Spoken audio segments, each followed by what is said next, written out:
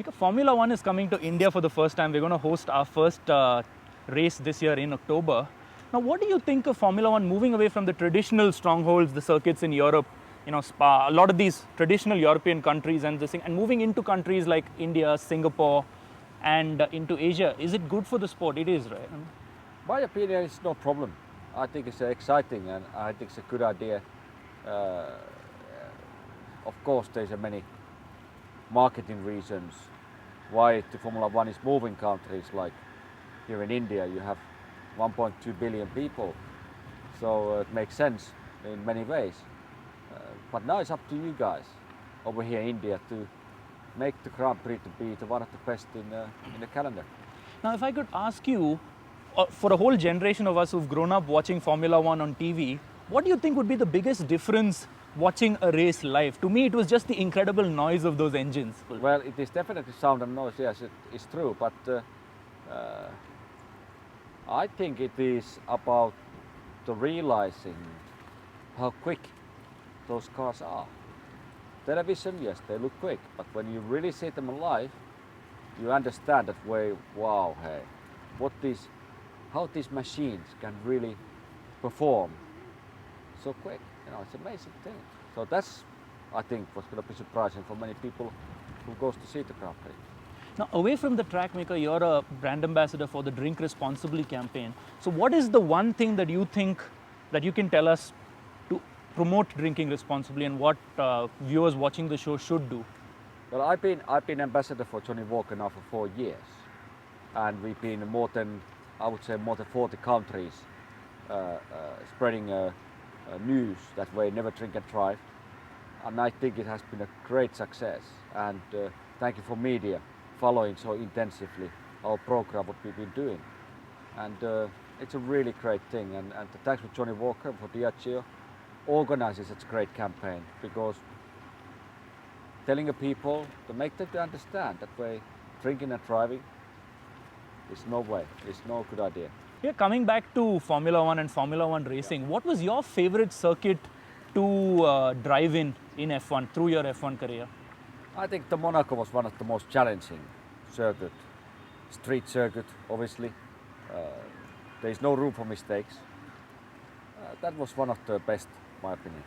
And for fans, a lot of fans, especially here in India, the defining image of Mika Hakkinen is that famous overtaking move on Michael and Riccardo Zonta at Spa. But can you talk about, to you, looking back now after all these years, what are the two most defining moments of your F1 career for you?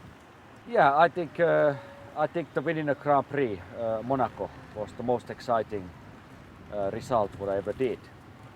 Overtaking in Spa for certain it was quite a amazing situation. But the winning Grand Prix Monaco was the best.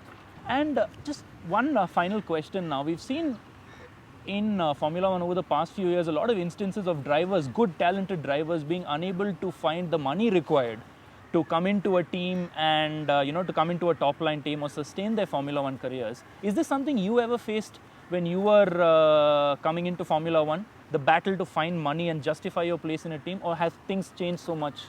No, your question is very good. Motor racing is expensive sport. There's no doubt about it. It's very challenging to find the sponsors. And what is more challenging is to make the sponsors to understand what it can bring for them in the future. If the sponsors understand that way, okay, 4 years time, 5 years time, if we go with this young guy or with this young girl for this sport, it brings us a great opportunities for the good contacts with the good companies and good business. Then go for it. But if you look quick money, short investment, it's not a good idea. Think about 4 or 5 years, and then you start realizing like, yeah, this is a great idea, let's go for it. But you have to be sure about the person who you're gonna invest and the team who you're gonna invest. So study and look, that way it's the right investment.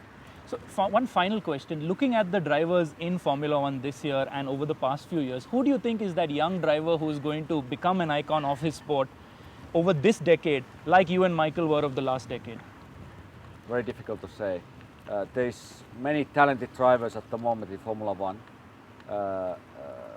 and the regulations changing radically, my opinion, in the future. So the teams who found the best solutions, these drivers will be in a position to win. That's why it's difficult to say in next 5-10 years period who's going to be the number one. So it's how much of driving a modern Formula One car today is driver and how much of it is having the package, the car behind you, in terms of if you can put a percentage to it? Well, the driver is the heart of the machine, you know. The machine doesn't have a heart. It's difficult to say percentage, but you need to have the best driver in a team to able to win. That's where it goes. All right. Mika, thank you so much you for very talking to us and thank you for being in India. I'll talk to you.